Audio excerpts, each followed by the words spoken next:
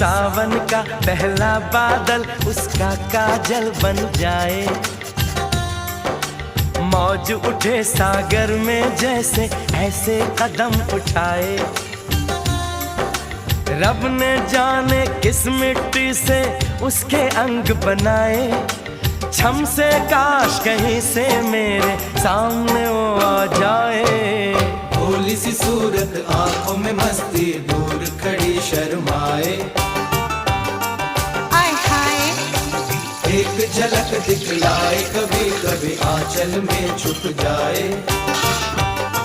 आय हाय मेरी नजर से तुम देखो तो यार नजर वो आए। भोली सी सूरत आंखों में मस्ती, दूर खड़ी शर्माए।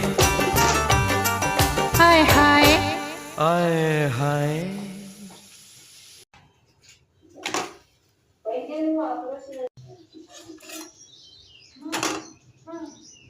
ವರ್ತಿಸುತ್ತಿದ್ದಾನೆ.